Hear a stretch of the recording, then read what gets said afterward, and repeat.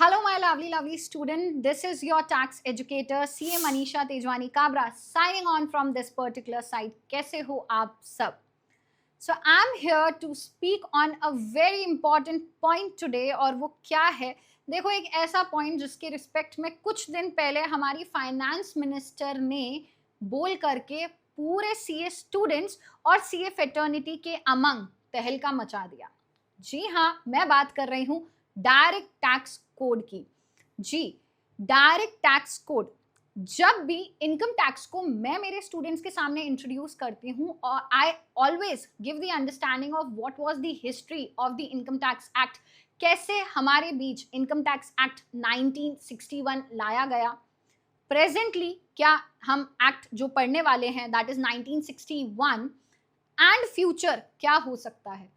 तो हर बार मेरा डिस्कशन ना वो इस तरीके से आगे बढ़ता था कि देखो यार, पास्ट ये था, प्रेजेंट ये चल रहा है एंड फ्यूचर में डायरेक्ट टैक्स कोड आ सकता है।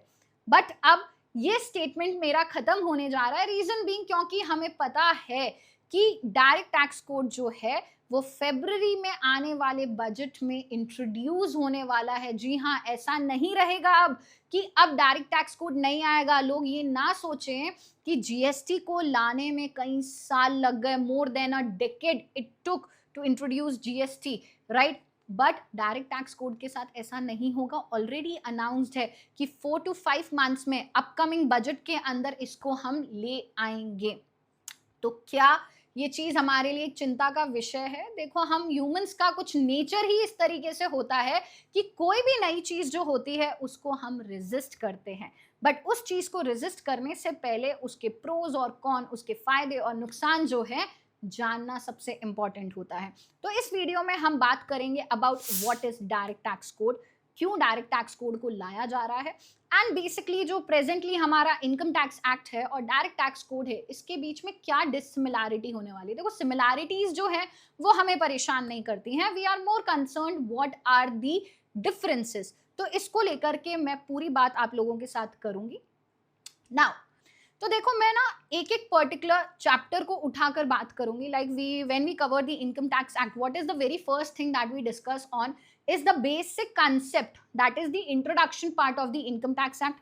फिर हम आगे बढ़ते हैं, रेसिडेंशियल स्टेटस की बात करते हैं, salary, house property, etcetera etcetera. तो उसी तरीके से उसी फ्लो में मैं बातें आपके सामने रखूंगी। तो सबसे पहले डायरेक्ट टैक्स कोड लाने की जरूरत क्या है? देखो, हमारा जो इनकम टैक्स एक्ट है वो बहुत पुराना है। Like income tax act 1961, come on, इतना पुराना एक्ट मैम। इससे भी पुराने पुराने कई एक्ट है, कॉन्ट्रैक्ट एक्ट, पार्टनरशिप एक्ट, ठीक है, sale of goods act. Why only income tax act? See, income tax act is basically showing us the provisions कि आपको इनकम पे टैक्स कैसे कलेक्ट करना है। जो over a period of year हमारी इनकम पे सबसे ज्यादा इम्पैक्ट इन्फ्लेशन का आता है, तो समय के बदलने के साथ साथ किस इनकम पे किस तरीके से, कैसे सर्कमस्टांसेस में किस रेट पे टैक्स कलेक्ट करना है वो नहीं बदलना चाहिए, डेफिनेटली बदलना चाहिए। और हमारा जो एग्जिस्टिंग इनकम टैक्स एक्ट है ना वो बहुत ज्यादा कॉम्प्लेक्स है, उसमें बहुत सारे सेक्शंस हैं। देखो, सेक्शंस तो आपको डायरेक्ट टैक्स कोड में भी मिलेंगे, बट वहां पर बहुत सारे सेक्शंस हैं, कंफ्यूजन है, सेवरल सब सेक्शंस, क्लॉजेस, सब क्लॉजेस, राइट? तो इस कॉम्प्लेक्सिटी को सबसे पहले हटाएंगे, थोड़ा सा सिंप्लीफाई करने का मूड है। और सिंप्लीफाई करके देखो, एग्जिस्टिंगली हमारे पास 298 सेक्शंस, क्लॉजेस, सब सेक्शंस का फॉर्मेट है एंड 14 शेड्यूल्स हैं। तो डायरेक्ट टैक्स कोड के अंदर there would be almost 319 sections introduced होंगे विद 22 शेड्यूल्स। तो ये सबसे पहला चेंज है। अब इसके बाद जो दूसरी बीमारी थी वो ये थी, मैम पीवाई एवाई में हम बहुत ज्यादा कंफ्यूज होते हैं। प्रीवियस ईयर, असेसमेंट ईयर, इसका कंसेप्ट जो है एक लेमन पर्सन को समझता ही नहीं है। मतलब वो पर्सन तो उलझ के रह जाता है, अरे भाई कैलेंडर ईयर सुना था, फाइनेंशियल ईयर सुना था, तो नॉर्मल पर्सन के लिए ये एक बहुत बड़ी गुत्थी हो जाती है। तो इस चीज को भी डायरेक्ट टैक्स कोड में फाइनेंशियल ईयर ला के कंसेप्ट ऑफ पीवाई और एवाई को हम हटाने जा रहे हैं, ठीक है।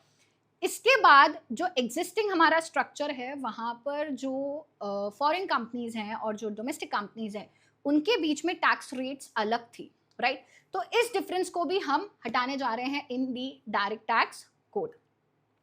बढ़ते हैं आगे विद दी रेसिडेंशियल स्टेटस। जब हम रेसिडेंशियल स्टेटस की बात करते हैं, specifically when we start this concept, हम रेसिडेंशियल स्टेटस इंडिविजुअल का पढ़ते हैं एंड वहां पर we see resident and ordinary resident है, resident and not ordinary resident है, एंड नॉन रेसिडेंट है। तो ये इतना ज्यादा जो कॉम्प्लेक्सिटी है ना, R O R, R N O R, N R, इस कॉम्प्लेक्सिटी को भी हम हटा रहे हैं because in the direct tax code individual और a person will either be a resident, because देखो कंपनीज और अदर एसएससीज जैसे फर्म, लोकल अथॉरिटी, ये लोग तो इसी तरीके से थे, या तो रेसिडेंट हो बॉस या तो नॉन रेसिडेंट हो। क्लियर रखो ना, ये बीच का जो झोल था आर ओ आर और आर एन ओ आर का, इसको हटा रहे हैं हम, राइट। नेक्स्ट आगे बढ़ते हैं विद द सैलरीज। तो सैलरी का ना कुछ नामकरण सा कर रहे हैं ये लोग। इनकम अंडर हेड सैलरी को अब ये एम्प्लॉयमेंट इनकम के नाम से इंट्रोड्यूस करेंगे डायरेक्ट टैक्स कोड में। एंड जो बातें सुनने में आ रही हैं, जो हमारी सैलरीड इंडिविजुअल्स हैं, ठीक है, उनके लिए खुशखबरी है, और वो कुछ इस तरीके से है कि सैलरी पे कलेक्ट होने वाली जो टैक्स रेट है वो ड्रास्टिकली रिड्यूस हो सकती हैं। तो बहुत ज़्यादा फायदा सैलरीड इंडिविजुअल को मिलने वाला है, क्योंकि बेचारे सैलरी वाले जो लोग थे ना, वो हमेशा रोते ही रह जाते हैं। वो बोलते हैं कि यार हमारी कमाई पे हमें टीडीएस कट के हमारी सैलरी इनकम मिलती है, और पूरा पैसा वाइट में दिखता है, मतलब कोई झोल नहीं कर सकते हम, ठीक है। तो उस दुख को कम कर रहा है direct tax code, because tax rate salaried individuals के लिए जो है वो रिड्यूस होने वाली है, राइट। तो अभी सैलरी पे बात कर ली है।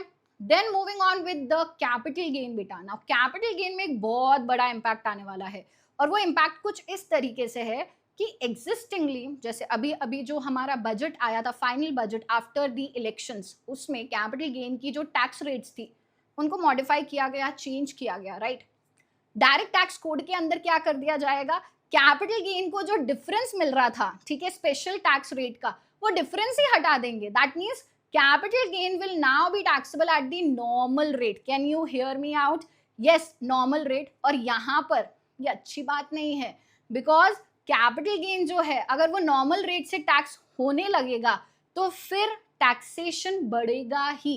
एक नॉर्मल पर्सन के लिए अगर वो कैपिटल गेन पे नॉर्मल रेट से टैक्स पे करेगा तो डेफिनेटली स्लैब सिस्टम के अंदर उसका टैक्स रेट 30% से बाहर जाएगा, and he is required to pay a good amount of tax. तो ये थोड़ा सा चिंता का विषय जरूर है, but let's see what the direct tax code comes up with, right.